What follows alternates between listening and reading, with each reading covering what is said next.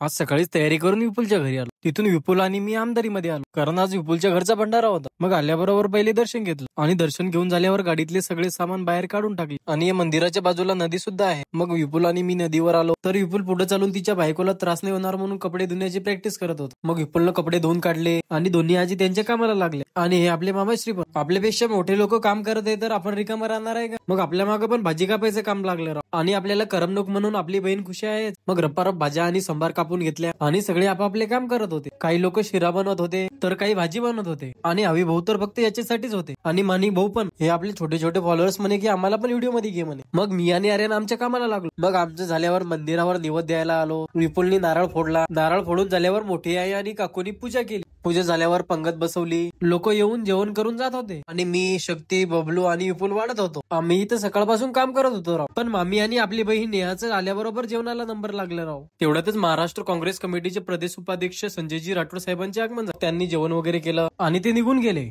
तेवढ्यातच या महापुरुषाचे आगमन झाले राव. तुम्ही सुरुवातीपासून बघितलं असेल, जिथून सकाळपासून काम करत होता म्हणून त्याला पहिले जेवायला बसून दिलं आणि त्याच्यासोबत आम्ही पण बसलो. मग मस्तपैकी जेवण वगैरे केलं. तेवढ्यातच रोहित, अतुल, विशाल आणि आपल्या उबळखेडचे सरपंच पवार दादांना बाय बोलून या दोन्ही आतंकवादीला काम लावून दिलं. मग आम्ही हे सामान वगैरे आवरून गाडीत ठेवून दिलं आणि जिथू सगळ्यात लवकर आल्याबद्दल त्याचं स्वागत केलं. मग आपल्या काकाश्री आणि काकूला बाय बोलून आपल्या मंडळीला टाटा बाय बाय केलं. मग विपुलनं आपली स्प्लेंडर काढली आणि मोठे बाबांनी त्यांची फॉर्च्युनर. मग तिथून विपुल, मी आणि चेतन भाऊ घरी आलो आणि विपुलची बॅग पॅक करून लगेच बुलढाणा निघालो, कारण आज विपुल रिटर्न पुणे जाणार होते. मग तिथून आम्ही खडकीला आलो. आपल्या भासाला भेटलो आणि आपल्या भासाला भेटून झाल्यावर डायरेक्ट पेट्रोल पंपावर आलो. तिथं पेट्रोल टाकून घेतलं. पेट्रोल टाकून झाल्यावर काकाश्रीच्या रूमवर. आता इथून बस स्टँडवर विपुलला सोडायला जायचं होतं, पण वरून पाणी चालू होतं. चला मग मित्रांनो, मी जात होतो विपुलला सोडायला. पर्यंत तुम्ही फॉलो नसेल केलं तर फटाफट फॉलो करून घ्या. तर भेटूया समोरच्या व्हिडिओमध्ये.